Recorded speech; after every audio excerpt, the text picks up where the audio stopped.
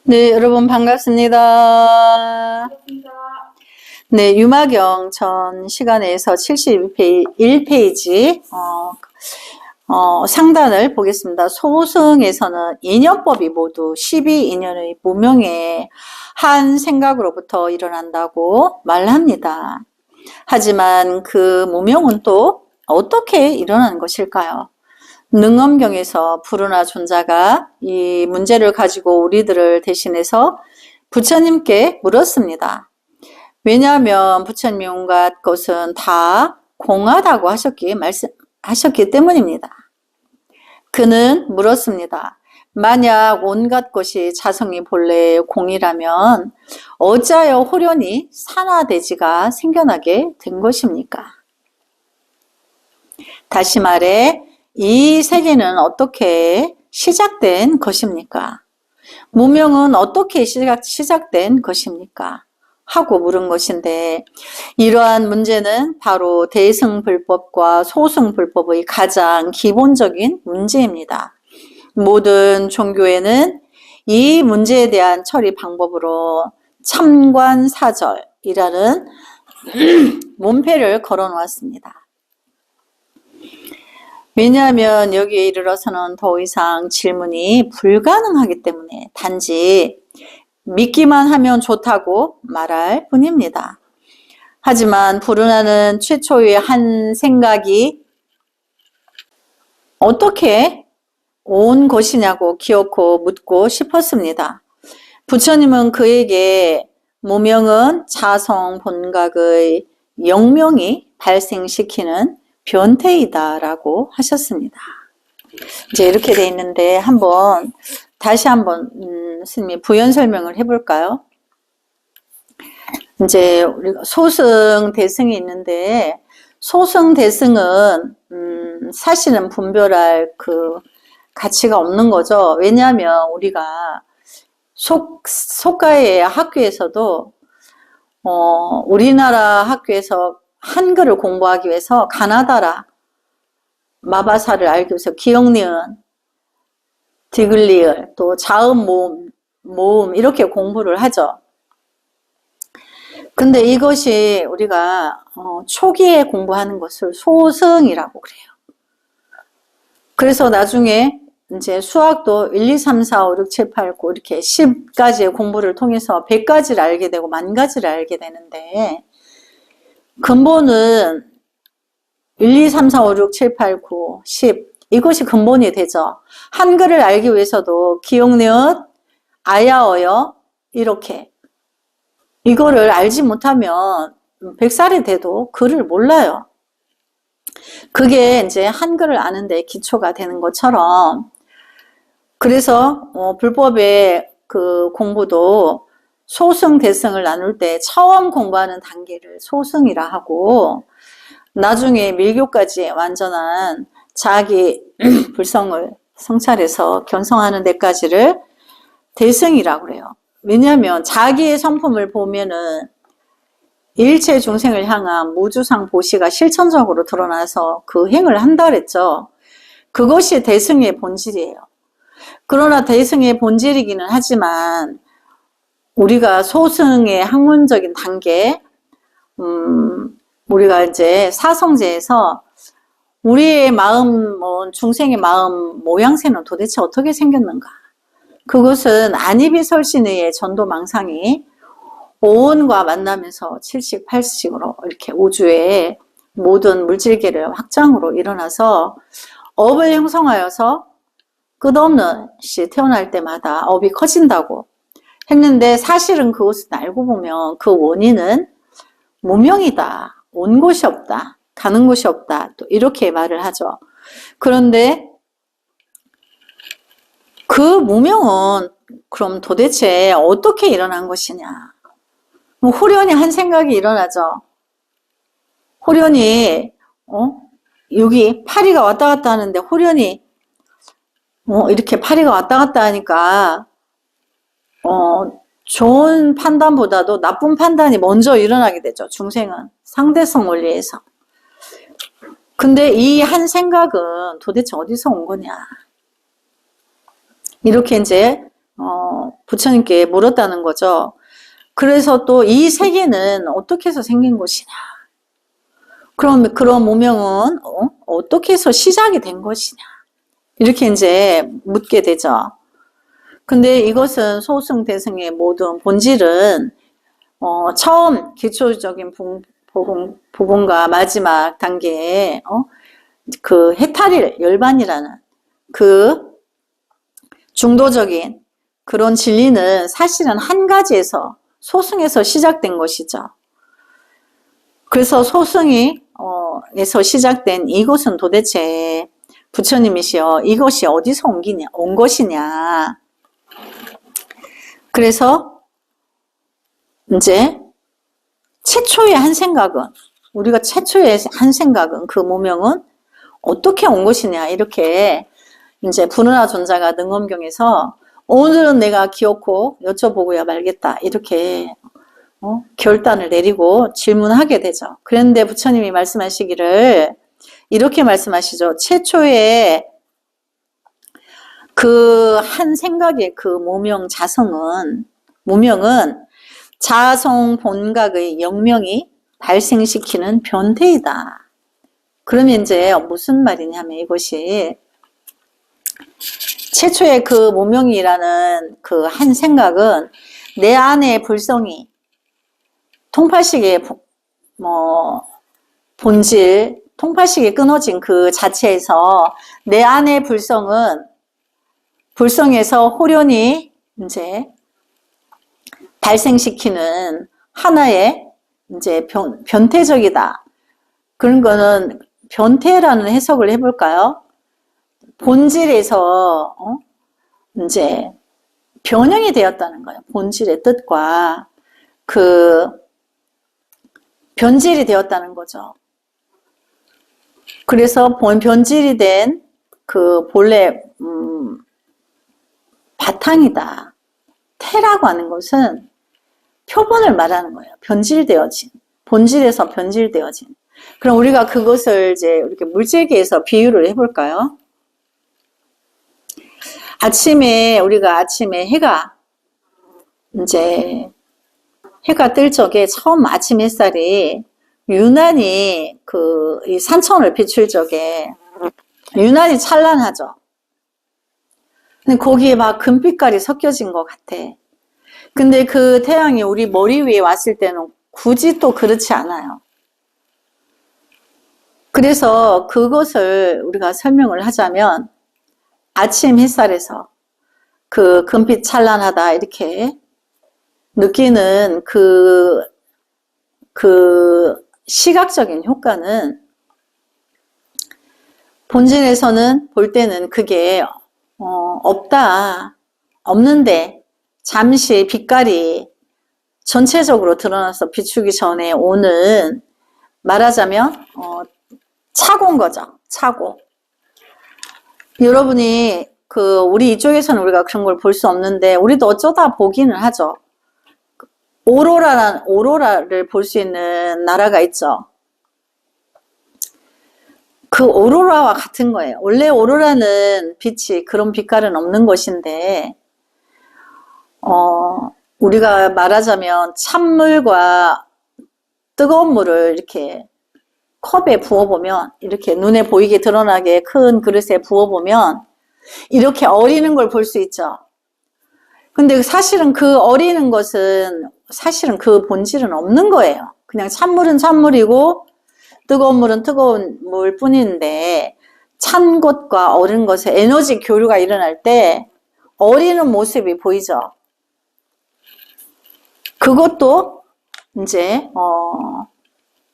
그 본질에서는 아무 그것을 일으키지 않는데 에너지가 만날 적에 그렇게 어리는 형상이 일어나는 것처럼 그것도 본질에서 그것이 각기 다른 에너지가 만날 때 그 본질은 아닌데 그게 이제 변태이다. 변형된 태다.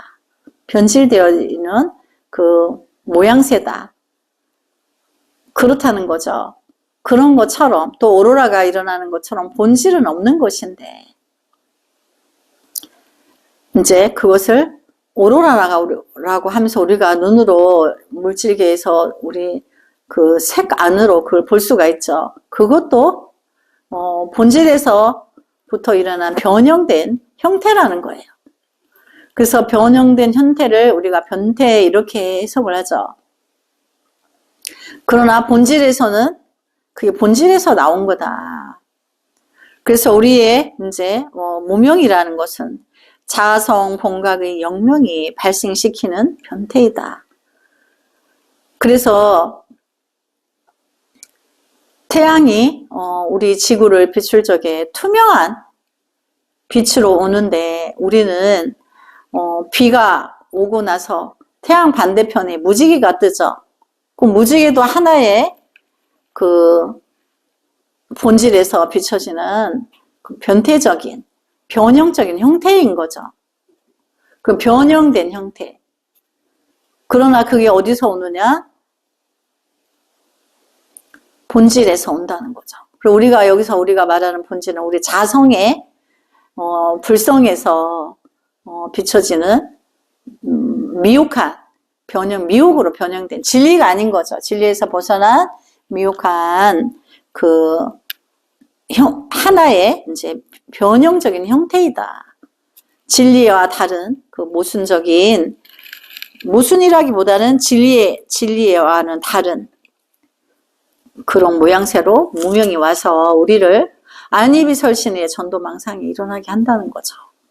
그래서 그 안이비설신의 전도망상이 그치기만 하면, 쉬기만 하면, 일어나지만 않으면, 그럼 우리 안이비설신의 육군, 육식, 육처, 온, 칠식, 팔식은 사실은 오로라와 같이, 무지개와 같이, 또 찬물과 뜨거운 물이 만나면 어리는 그런 작용과 같이 변형된 형태인 거죠.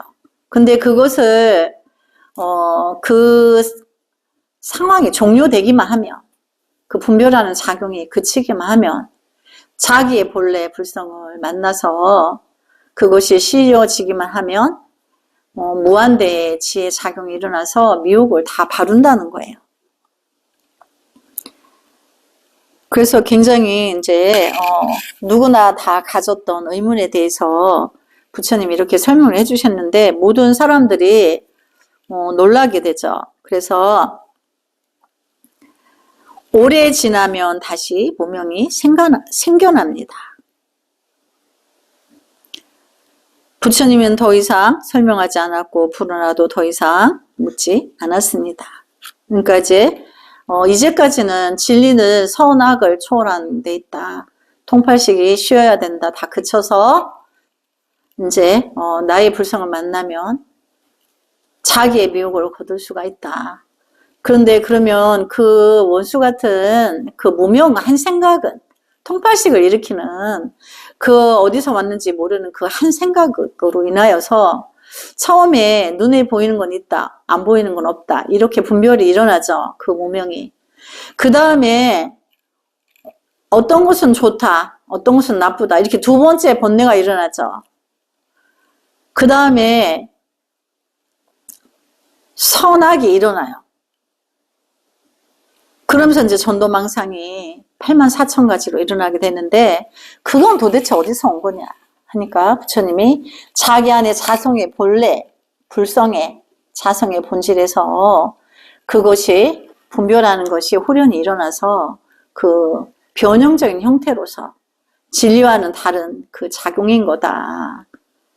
이제 그거를 말하는 거죠. 우리가 이제 뜨거운 여름날 도로나 이렇게 보면은 아지랑이가 일어나죠. 근데 그 아지랑이는 사실은 있다 할 수 없는 건데, 뜨거운 열기의 작용으로 더 뜨거운 에너지가 위로 치솟을 때 주변의 에너지보다 더 뜨거우니까 우리가 눈에 아지랑이로 보이죠. 무지개도 마찬가지. 잠시 착각으로 잠시 아지랑이와 같고, 그래서 우리 금강경에 보면 우리 중생 세계는 다 계시어망이다. 아지랑이와 같고 꿈과 같다. 우리 꿈과 현실은 다르죠. 꿈과 같다. 꼭두각시와 같다. 우리가 연극을 보는데 꼭두각시 연극은 그냥 연극일 뿐, 꾸며낸 거란 거죠. 그것일 뿐인 거고, 그 다음에 뜬 구름과 같다. 구름은 흘러가면서 모양을 수도 없이 바꾸기 때문에 변질이 돼. 그래서 뜬 구름과 같고, 거품과 같다. 또 아침 이슬과 같다. 아침 이슬은 불 끝에 매달려 있는데 햇살이 비추면 바로 없어지죠. 그래서 곧 사라질, 영원하지 않은 것을 말하는 거죠. 그래서 우리 중생세계의 통팔식의 작용은 하나도 영원한 게 없어요. 그래서 그 통팔식의 작용은 상대성 원리로서 이제 연기하여서 우리가 생로병사를 거치지만 우리가 태어남 자체도 죽음 자체도 사실은 육신이 변화하는 과정에 있을 뿐인 거고 그건 있다 할 게 없는 거죠. 그럼 육신의 주인은 우리의 영혼이란 말이죠. 우리의 불성. 이 우리의 불성 영원한 영혼은 죽지 않아요. 뭐 불에 들어 타지 않고 물에 들어 젖지 않을 뿐인데 중생이 통팔식으로 분별하여서 죽으면 이제 아무것도 없다. 이렇게 자기의 영혼도 죽는 줄 아는 거예요. 그러나 그렇지 않다는 거죠. 그래서 여기 보면 오래 지나면 다시 무명이 생겨난다. 그래서 한 생각, 영진, 본각의 자성은 항상 영명한데 오래 지나면 다시 무명이 생겨납니다. 부처님은 더 이상 설명하지 않으셨고 부르라도 더 이상 묻지 않았다. 이것은 진리와 입각에서 맞기 때문에 두 번의 질문이 필요 없는 거죠. 그래서 부처님은 수중 공부의 경계에서 대답한 것임을 알아야 합니다. 부처님은 이제 수중, 우리가 진리를 바로 알고 미혹을 닦아나가서 진리를 증한다는 그 자체가 수중이에요. 그러니까 수중은 우리가 도노한다 하여도 어느 날 갑자기 내가 도노하는 게 아닌 거죠. 반드시 닦음이 있어야 되는 거죠. 과정, 수. 내가 진리를 받아들이고 무명과 끝없이 일어난 무명을 이제 그치고 쉬게 하여서 그것이 닦음인 거죠. 그래서 내가 증한다는 거예요. 그래서 수중 공부에 대답한 것임을 알아야 합니다. 물론 오른날 선정과 지혜의 공부를 닦을 수 있는 사람이 적습니다. 그렇죠. 우리 수행자가 적어진다는 걸 말하는 거죠. 만약 진정으로 선정과 지혜를 닦아서 광명정에 들어서 머물러 있다면 치우친 길을 걸어가게 되어 해탈하지 못하니 절대 유의해야 합니다. 이제 이 말은 우리가 이제 선정과 지혜로서 자기의 무명을 그치게 하고 통팔식을 그치게 하고 자기의 이제 그치면 광명정에 들게 돼요. 누구든지 이 과정을 들게 돼요. 근데 광명정에 가면 안 된다 이게 아닌 거죠. 그 과정을 지나게 된다는 걸 말하는 거예요. 그래서 거기에 머물러 있다면 그럼 머물지 말라는 거죠. 그 광명찬란한 그 환희로운 기쁨의 속에서 거기에 집착해서 머물지 말라는 거예요. 그것도 지나가서 더 깊은 그 자기 본래의 성품을 만나야 된다는 거죠. 그래서 머물러서 치우친 길을 걸어가게 되면 해탈하지 못하니 해탈하지 못하면 일체 중생의 스승 어버이가 돼줄 수가 없죠. 그래서 지옥이 빌 때까지 성불하지 않음을 실천할 수가 없어요. 자기가 지옥에 떨어지는데 실천할 수가 없죠. 그러면 일체 중생의 스승 어버이 된 길을 갈 수가 없어서 지옥에 가게 돼요. 그러니까 이제 광명으로 가득한 그 광명정은 너무도 아름답고 안락하고 편안해서 그 무아지경에 빠지게 돼 있어요. 근데 그것도 얼른 지나가야 된다. 그렇다고 만약 광명정을 닦지 말라고 한다면 그것은 또한 완전히 범부입니다. 그걸 닦지 말라는 게 아니고 우리가 분별이 끊어지면 거기를 만나게 되는데 거기에 집착해서 오랫동안 빠져있지 마라 그 뜻인 거죠. 자성 광명정을 얻었는데도 어찌하여 해탈을 얻지 못할까요? 그것은 바로 견지 편차 때문입니다. 견치견 때문입니다. 광명정에 가면 너무나 아름답고 찬란하고 안락하다. 이거는 태어나서 처음 맛보는 거야, 이제. 중생세계에 이게 있지 않기 때문에. 그래서 나가 깊은 진리에 이런 기쁨을 얻었다. 이렇게 견이 생겨요. 중생이기 때문에. 안 생기는 사람 하나도 없어요. 근데 그걸 우리가 편차한다. 거기를 넘어서야 한다. 거기에 영원히 머물러면 안 된다. 그거를 말하는 거죠. 수행이 어느 경계에 도달하면 그에 집착해서 한 단계 더 해탈로 나아갈 줄 모르기 때문입니다. 그러므로 견치견이 됩니다. 소승은 이러한 병폐에 떨어지기 쉽습니다. 그렇다면 대승에서는 연기를 어떻게 말할까요? 이 문제는 아주 엄중합니다. 근대의 절대 다수 사람들은 단견에 떨어졌습니다. 다들 연기 성공 연기를 말하고 모두들 그것이 불법의 중간 정견이라고 알고 있습니다. 실제로 수중, 수지 공부가 조금도 없습니다. 그러므로 시종 생로병사의 고통을 벗어날 수 없습니다. 심지어 부처님을 배웠기 때문에 생로병사가 더 엄중하게 변해버렸다고 말할 수 있습니다. 이제 이렇게 되어 있는데 중요한 대목이니까 한 번 더 읽어볼까요? 우리가 이제 자성 광명정은 너무나 찬란하고 고요하고 안락하기 때문에 아주 무아지경에 황홀해요. 근데 거기에 이제 그렇게 떨어져 있으면 지옥행이다. 그것도 벗어나야 되는데 집착인 거죠. 황홀하다고. 그리고 이렇게 아름다운 세계를 나는 가졌다. 이렇게 내가 취했다고 견치견을 갖는 거예요. 그게 아직 중생이기 때문에 그렇게 가져요. 그래서 우리가 그거를 내가 취했다는 견해를 가지게 된다는 거죠. 근데 그거를 빨리 벗어나야 되는데 거기에 집착해서 떨어져 있으면 이제 병폐에 떨어진다. 그렇다면 대승에서는 연기를 어떻게 말할까요? 이 문제는 아주 엄중합니다. 근데 절대 다수의 사람들은 단견에 떨어졌습니다. 이제 단견이라는 거는 거긴 아무것도 없다 이렇게 떨어진다는 거죠. 다들 연기 성공 연기를 말하고 모두들 이것이 불법의 중간 정견이라고 알고 있습니다. 연기 성공이다 하니까 성품이 공하다 하니까 12연기도 알고 보면 성품이 공해서 있다 할 게 없다는 거예요. 그것은 중생의 입장에서는 반드시 있는데 불성의 입장에서 깨달은 견지에서는 있다라고 하는 거죠. 없다라고 하는 거죠. 깨달은 분상에서는. 그러나 중생의 입장에서는 반드시 있는 거죠. 그래서 사람들이 모르니까 자기의 불성을 아직 못 만나서 그러니까 그 성품이 공화됐으니까 아무것도 없다고 생각하고 단견에 떨어진다는 거죠. 그리고 그게 아무것도 없는 그 자리가 중간이다. 또 정견이다. 이렇게 착각한다는 거예요. 그래서 그들은 실제로 수지 공부가 조금도 없습니다. 분별로서 이제 착오를 일으킨 거죠. 근데 그것이 분별이고 그렇다는 거를 이제 닦아서 증하지 않았다는 거예요. 수증이 없다. 수지. 닦음이 없다는 거예요. 그래서 그러므로 시종, 생로병사의 고통을 벗어날 수가 없다.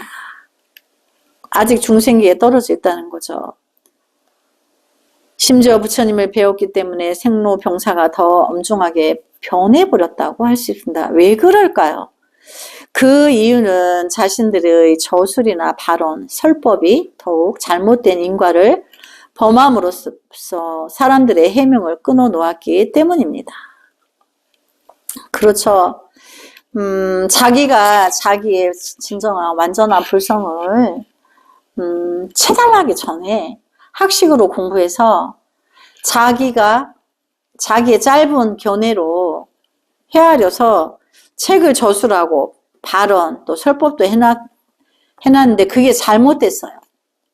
그 보는 사람들이 차고에 이르게 만들어요. 대단히 이제 죄를 지은 거죠. 잘못된 인과를 범했다. 그 죄업이 되는 거예요. 내 하나만 잘못된 거는 내 하나로 끝나지만 그 주석서나 이런 걸 마음대로 해석하면 깨닫지 않은 상태에서 해석하면 잘못된 게 있는데 시인을 하지 않고 고치려 하지 않아요. 그 아집이 있어요. 중생은. 그래서 발언, 설법 이런 것들, 저술 이런 것을 잘못됐는데 내 말이 맞다고 어겨서 그 책을 사보는 사람들이 누군가에게는 잘못된 길로 안내를 한다는 거예요. 바른 길로 안내하지 않고 사땡이는 잘못된 길로 한다는 거죠. 그래서 사람들의 해명을 끊어 놓았기 때문입니다. 그래서 그들이 지혜가 끊어져요. 아, 이 공부는 더 하면 안 돼. 이렇게. 더 할 필요가 없어. 이렇게. 그래서 온갖 법은 연기 성공으로서 공을 없음으로 생각합니다. 그래서 문제를 일으키는 거죠. 없음으로 생각해서 문제를 일으키는 거죠. 만약 공이 바로 없음이라면 우리도 부처님을 배울 필요가 없습니다. 가서 서양의 윤물학파 철학을 연구하는 것이 좋습니다. 그렇죠. 공을 단공이라고 하고 연기의 성공이다 하니까 성품이 공하다 하니까 통팔식이 일도 없다는 거지. 통팔식이 씌워짐이라서 불성의 지혜가 발현된다는 묘유를 모르고 계속 단공을 생각하는 거예요. 중생이. 그리고 또 자기가 책을 저술하고 발언하고 설법한 것을 잘못 전달해서 사람들에게 단공을 가르쳐서 그들의 지혜가 끊어진다. 그럼 단공인데 공부할 필요 뭐 있노? 아무것도 없다는데 이렇게 된다는 거죠. 그래서 그런 사람들은 제발 불법에 이제 더 이상 죄업을 그만 짓고 가서 서양인의 유물학이나 철학을 연구하는 게 낫다 이렇게 말하는 거죠. 불락의 중심은 수중입니다. 그렇죠. 우리가 부처님 공부를 배우는 것은 나의 불성을 만나기 위해서 가는 이제 공부는 나의 불성을 내가 직접 닦아서 증해야 되는 거야. 내가 직접 만나야 되는 거지. 천만원 부처님이 내 눈앞에 보여줘도 나는 나의 미혹을 분별을 끊지 않으면 통팔식이 쉬지 않으면 도저히 만날 수가 없는 거죠. 그래서 불법의 중심은 수중이라는 거. 내가 스스로 바로 알아서 바로 안 읽고 그것이 바로 닦는 거죠. 그래서 내가 진리를 증해야 된다는 거죠. 그러나 오늘날 전 세계는 불학을 일종의 사상, 학문으로 삼고 있으며 유물론과 거의 나누어지지 않습니다. 너무나 잘못된 거죠. 철학으로 불교를 종교 철학으로 본다는 거예요. 분별로서. 그러나 그거는 굉장히 큰 오해를 하고 있는 거예요. 착오를. 그런 이제 불교의 종교 사상으로 본다는 거죠. 그러나 불법의 진리를 알고 보면 불법은 종교가 아니에요. 뭐라는 거예요? 자기 안의 불성을 만나서 자기의 불성으로 진리를 향해서 한 생을 가라 이거지. 신을 믿어라, 부처를 믿어라 이게 아닌 거죠. 모르니까 이제 수박 고달기식으로 불법을 공부한 수행 없이 학식만 연구했는 학자들이 그렇게 단공을 말한다는 거예요. 그러나 불성을 수행으로서 수증한 자들은 절대 그렇게 말하지 않는다는 거죠. 그래서 연기 성공을 심각하게 곡해한 나머지 공이란 아무것도 없음이라고 여깁니다. 그 학자들이 그렇게 말한다는, 가보지 않았기 때문에 학문으로만 이해를 해가지고. 그래서 여기서 말하는, 우리 불법에서 말하는 성품이 공하다 하는 것은 통팔식의 분별 분상이 일도 없다는 것에서 비어있다고 하는 거고, 그것과 동시에 지혜가 발현이 되는 묘유가, 통팔식이 일이라도 있으면 묘유가 발현되지 않으니까, 불성이 발현되지 않으니까, 그래서 비어있다라고 자기 분별을 제발 쉬라고, 그 통팔식의 분별을 제발 그치고 이제 쉬어지고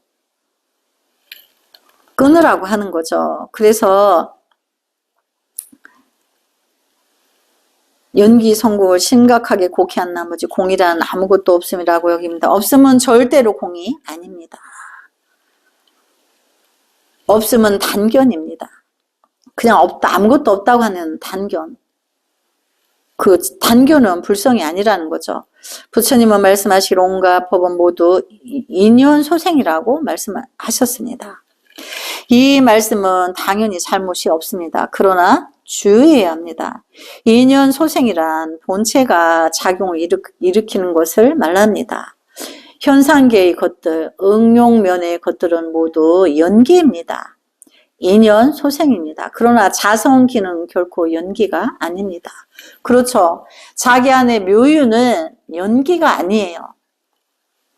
그러나 통팔식은 연기라는 거죠. 상대적인 원리로서 연기하여서 이 생각이 일어남으로 해서 저것이 있고 저것이 일어나면서 이것이 있고 이렇게 계속 상대적으로 이제 인연의 연기 소생으로 일어나는 그것은 통팔식의 중생의 작용이고 불성은 그 연기가 아니다. 인연 소생이 아니다. 그래서 이제 인연 소생이란 무명이 본체에서 발현되는 차고의 변형된 형태이다. 그 부분에서 인연 소생이라 하는 거고, 그렇지만 본래 불성은 그런 연기가 아니다. 그럼 왜 12인연은 왜 설했을까요? 미혹이 상대적 원리로 12가지의 그 작용이 주고받고 일어나는데 그것이 통팔식이라는 거죠. 그것이 그치기만 하면 자기의 불성을 본다. 그런 거죠. 그래서 자성기는 결코 연기가 아닙니다. 이 점은 정말 유의해야 합니다. 근데 여기 이제 이 남익은 선생은 정말 우리가 미혹해서 헷갈릴 수 있는 부분을 이분이 자기 자성어의 성품을 본 분이라서 굉장히 자비하셔서 우리가 헷갈릴까봐 너무너무 상세하게 자세히 풀어서 해석을 해주셨기 때문에 우리가 이해할 수 있는 거죠.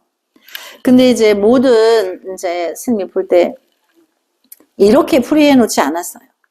이제 학식이 짧다 보니까 모든 사람들이 이 사람만큼 학문의 조예가 없다 보니까 그냥 단견적으로 이렇게 해석해 놓은 것들이 많아요. 그러나 이제 이 남익은 대사는 이것을 굉장히 세심한 배려로서 우리가 듣는 우리가 이해 못할까봐 아주 상세히 설명을 해주신 거죠. 그래서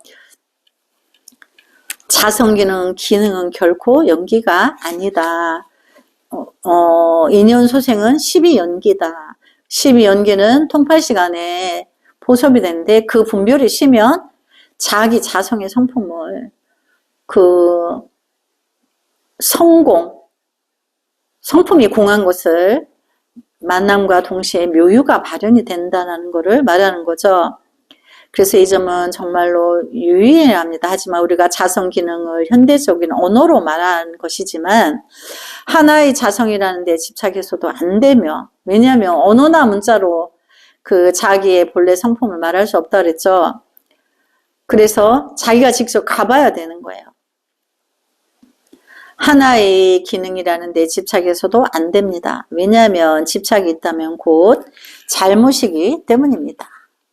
그러므로 연기 선공이라는 도리는 대단히 심오합니다.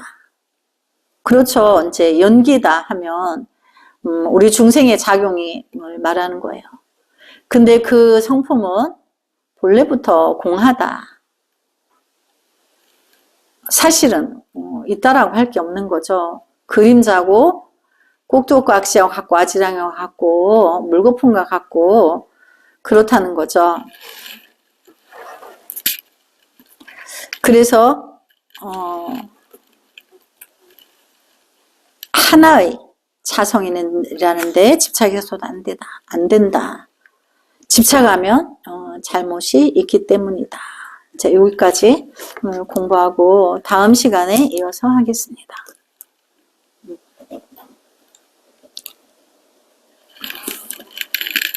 나무 소가모니불 성불하지 않겠습니다.